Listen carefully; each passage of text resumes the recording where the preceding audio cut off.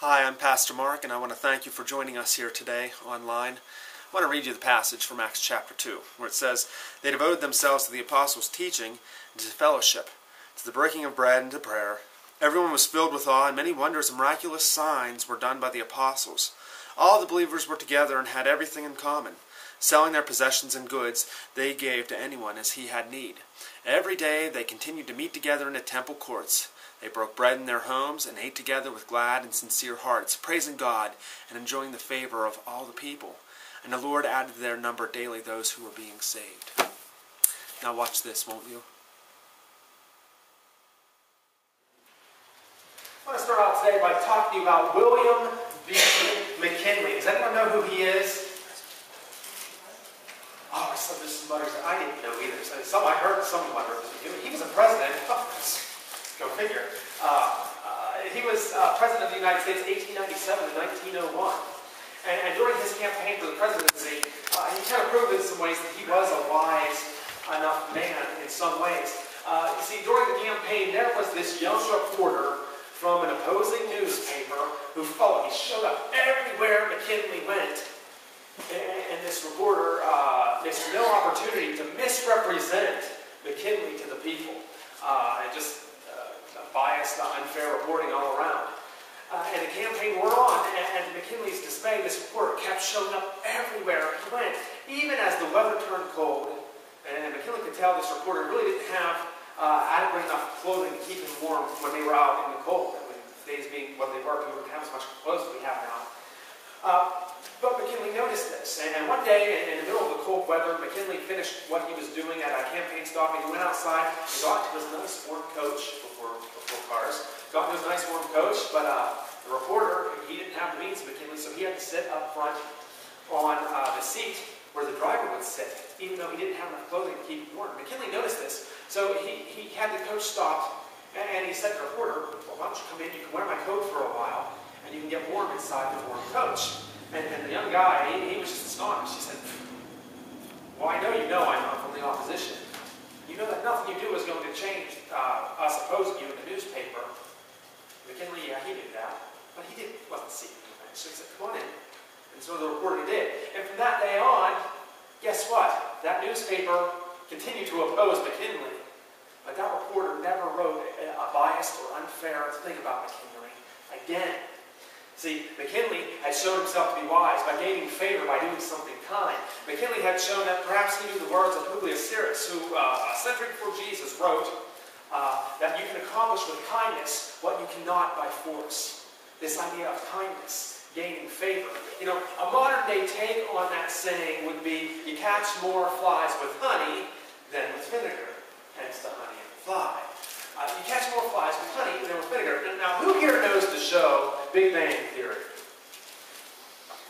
It's a funny enough show. I found a quote about this online, where in the show Leonard was trying to teach his friend Sheldon a lesson, and he says, "All I'm saying is you catch more flies with honey than with vinegar." To which Sheldon replies, "You catch even more with manure. What's your point?" All right. Don't you love Sheldon? Don't you love him? But it's this idea, you know, it's the same being used on TV. It's part of our culture. You catch more flies with honey than with vinegar. What does it mean? Be kind to people. Why? They like it. Sweet. Yeah, the honey is something sweet. And it kind of stands for being kind. And you catch more whatever you want. You'll get more if you're kind than if you're like sour like vinegar. And that's what's out there. And it kind of gets this idea, you gain favor by being kind. And that leads us into where we are in our study of Acts chapter 2, verse 42 through 47. You see, we've been through it for about a month and a half now. We've been looking at it. And we've seen how the people, they are devoted to Jesus Christ. They are devoted to learning about Him. And they're devoted to one another, to caring for one another. They're being intentional about being a close-knit fellowship. And we see the result.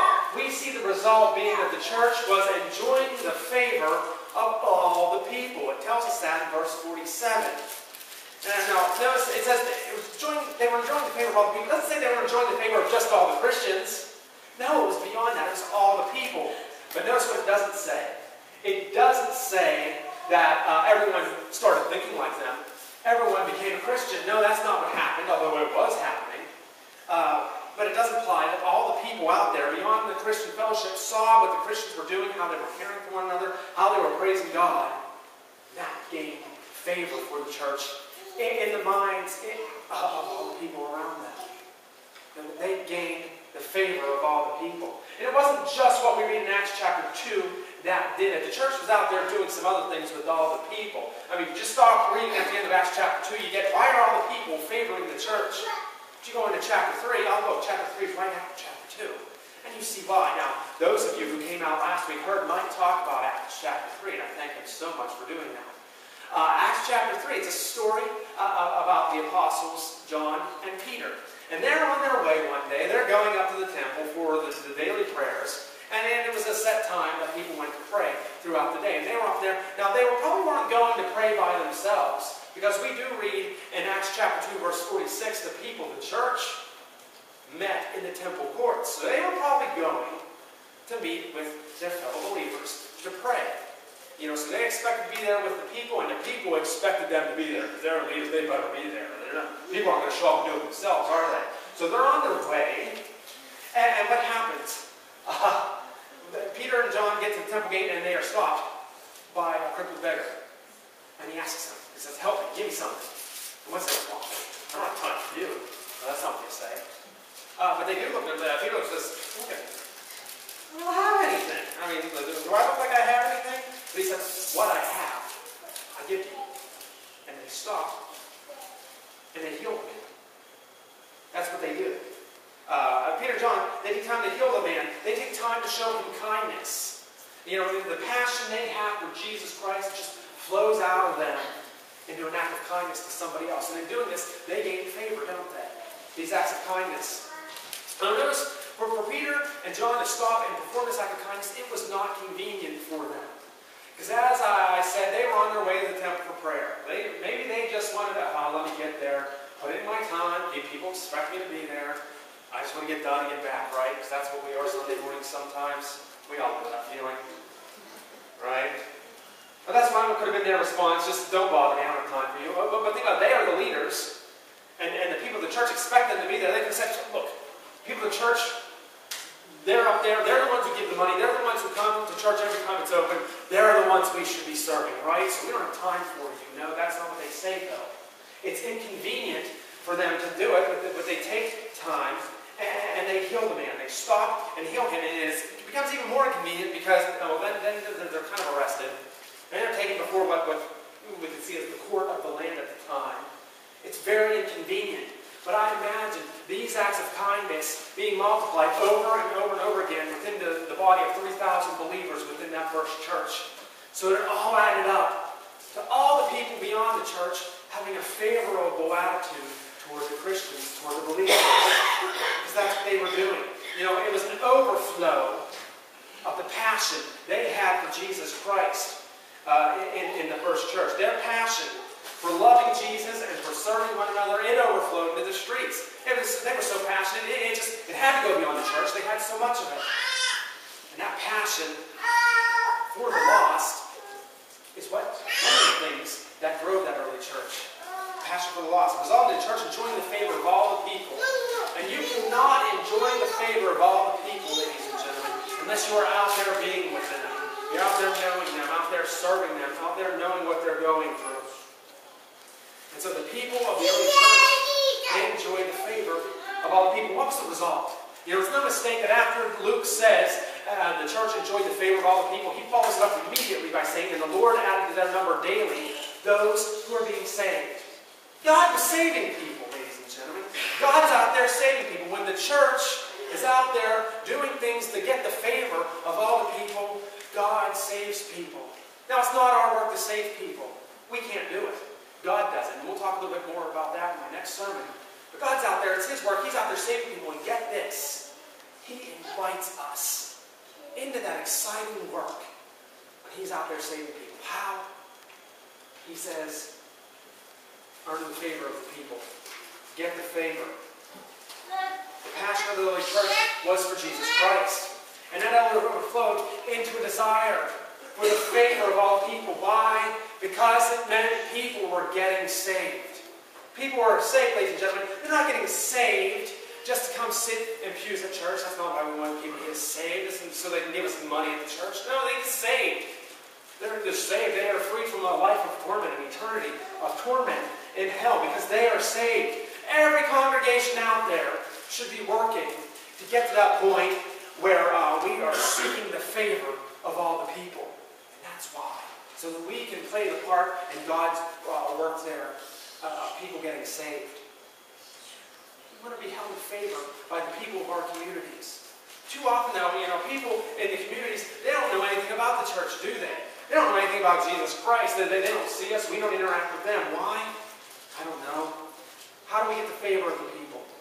Well, I got online this week and I found a blogger who mentioned some things and I kind of liked it. So I'm going to share with you some of the things he said. We earn the favor of the people by how we use our building. You ever think about this? Our building is probably the greatest physical asset we have. And how we use it can earn the favor of the people. What does our building look like? When you come inside, it looks so nice in here now. We had a project done about a year and a half ago. It's very nice. It's free of distractions, right? Things that distract people from worship. And it needs to be, because I've told you before, when we finally get guests to come in and visit our church, within the first 10 minutes of arriving here, they decide whether they're coming back.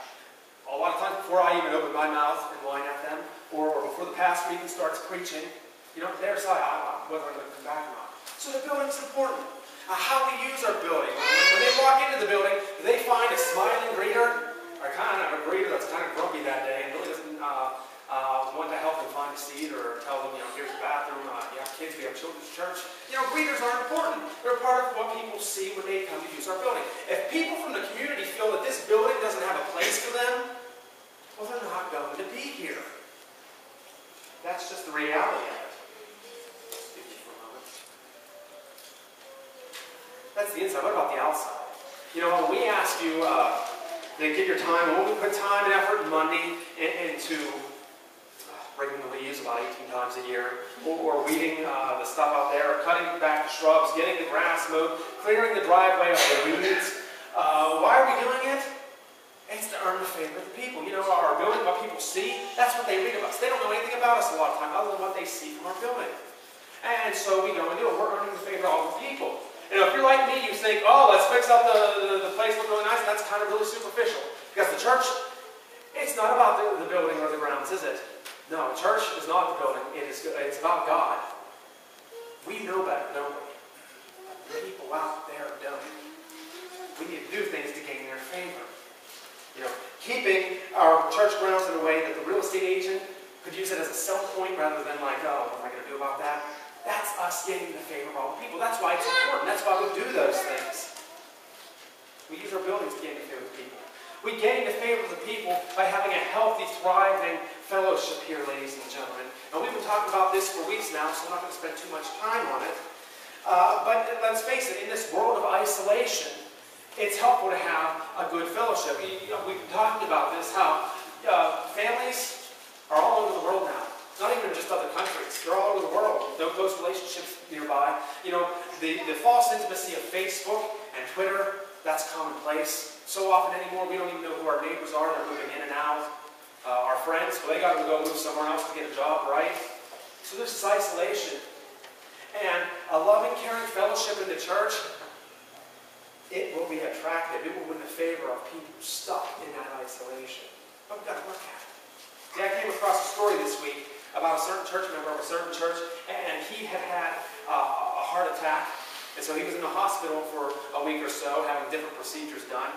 And as that happened, people from the church kept coming in to visit him, and to perhaps visit with the family as they were there taking care of the man. And the chaplain of the hospital noticed this, and he finally said, the family, he said, "What church are you from?" And then he remarked, he had never seen an outpouring of care from a congregation so much in his life. You see that question, what church are you from? That's the question of someone whose favorite the church is on. You see, the church leaders are famous. What church are you from? And it might cause the follow-up question, well, can I join you? Can I join you? You see, it's important to have a fellowship. And we win the favor of the people with it. We also win the favor of the people, though. We win the favor of the lost by serving the people in our communities. You know, I found a story one pastor told this week about, he was in the church building one day, and there was a knock at the door, and he went and answered, and there was this young woman there. And she looked at him and she said, "Isn't this the church that helps people? Isn't this the church that helps people? Isn't that a wonderful question? Wouldn't you love to be out talking to someone and then say, oh, you're from that church that helps people? That was that church's reputation? Is that our reputation? Let me ask you a question. If this church today closed its doors, I'm going again, but if this church closed its doors, would the people of our community notice? Would it matter to them? It should, if we're gaining the favor of the people. But to win the favor of the people in this way, we've got to stop focusing so much on serving ourselves and be out there serving the people, serving the lost. There are so many ways to do this. I mean, just this month there are ways to do this. One of the ways, that spaghetti dinner I told you about at the beginning of today's service. Today at noon, raise money for the ambulance. Oh, you can just go and do that. And someone's like, what they're asking, that's too much for spaghetti dinner. That food's not worth it. That's just spaghetti. I'm like, yeah, you're right. You're not paying for spaghetti. You're helping the town buy a new ambulance. That walkathon this Saturday, 9 a.m. And it's your opportunity to serve your community in the name of Jesus Christ. Be out there winning the favor of people. Give me money, but better yet, you go out, get your sponsors, and show up and walk at that event. That would be a great way to serve our community. The after-school program, it's not a church program, folks. Most of the kids in that program don't ever go to church. And it's going to be starting up again in October. You hear me talk about it all the time. What can you do? Some of you are saying, well, I don't like kids. Some of you are saying, I work during that time, and I understand that, and that's great. But there are so many ways you can help with that. I have one person from this congregation made us cookies for SNAP for that, about once a month there a year or so back, and it was wonderful. If you want to help with the after-school program but can't be there, come find me. I'll tell you what you can do. There's always so much that we could use you for. You know what? Join the Neighborhood Watch. What are they up to? What are they saying? Know the concerns of the community. Serve them that way. Hand out water to the thirsty people at the Rivercrest. Wait, that was a week ago. Wait, you missed your opportunity. But next year, happy you were at the parade anyway. Come help us hand out water to all the people in East Brady. Just to serve the people of the community. See, we want to be getting the favor of the people in our community. And that means we should probably be serving them. But too often, we're not out in the communities. We don't even know our communities, do we? We don't even know what the needs are. Case in point, see if I can get at least 50% of you. Who here knows who the mayor of East Brady is? Raise your hand. Some shy people raise their hand. But we don't know, do we? A lot of us don't know. Here we are. This is East Brady, where our church is located. This is our first sphere of influence. And we don't know who our mayor is. And some of you are saying, I don't know East Brady. I know you don't. I don't know East Brady either. But this is where our church is. But let me ask you a question. Those of you who don't know East Brady, do you know who your mayor is? If you live in a township, do you know who your supervisors are? We need to know them and get to know them. How can we earn the favor of our communities if we're not even out there knowing our communities? We're not out there serving them. You see, we need to earn the favor of all the people. Not just the people who come and sit in the pews on Sunday and put their money in the plate and do all the other wonderful church things. That's important. See, the fellowship is important, ladies and gentlemen. I wouldn't talk about it for a month if it weren't. It's important, but we also need to earn the favor of the people beyond the fellowship. Too often we're not doing it, are we? It's not a priority to us. It's just not important. Because we don't have a heart for the people. Because we don't have a heart for the lost. And somewhere along the road, amidst all the Sunday morning services and the Bible studies and the fellowship lunches and all the church stuff, we lose concern for the spiritual condition of our friends, our families, co-workers. Our happiness in Sunday morning, that's what's important. It becomes more important than what it takes to reach the lost. And so long as I come and I get my parking space, I get my space in the pew, I listen to music I like enough at church, then everything's just fine. But it's not fine.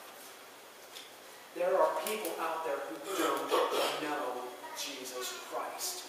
They don't understand Jesus Christ. They have rejected Jesus Christ because no one has shown them and told them effectively the gospel of Jesus Christ. These are people who don't know the security of eternal life. How great is that? You never have to worry about it as a follower of Jesus Christ. These people don't know the freedom of bondage-breaking forgiveness. These are people who don't know the strength Jesus gives when yours just is not enough. And we all get to that point sometime. These are people who don't know the love of a God that's love that takes a life that is lost and lonely and failed and broken, and it transforms them. These are people who don't know Jesus. They are lost. And if your heart does not break for them, I need to ask you why. Why is there no passion for the lost in today's churches? Could it be that there is no passion for Jesus Christ himself? The real Jesus, the authentic Jesus. See, if you have a passion for Jesus, then you will be where he is. Your work will be his work. His passion will be your passion. You know what the passion of Jesus Christ is? I'll take you to Mark chapter 2, verse 17, where he says to them, it's not the healthy who need a doctor, but the sick. I have not come to call the righteous, sinners. He's come for the sinners. He's come for the lost, ladies and gentlemen. And you are all once part of that. You are all once lost. And Jesus came into your life and you decided to follow him. And he comes and he watches over you. He cares for you. He loves you. He protects you. He takes care of you through all the garbage life sends at you. He will never leave you. But he's still out there calling to the sinners. He's calling to the lost. That's his passion. The passion of Jesus Christ. Is it your passion? You have a heart for the lost. You share Jesus' passion. If not, you need to ask yourself how closely it is you are following Jesus. If you follow the real Jesus, just some idea of Jesus that we're trying to put together. See, a church full of passionate people following Jesus Christ will enjoy the favor of all the people because their passion for Jesus will overflow to the community. People with a passion for Jesus will have a heart for the lost. They will enjoy the favor of all the people. And then guess what? That's when God's out there saving people. And he calls us into that. Hey, earn the favor of all the people. What are we going to catch? You want flies? People say, well, why would you want flies? Well, you know what flies stand for today. We want them with honey, not vinegar. Let's pray.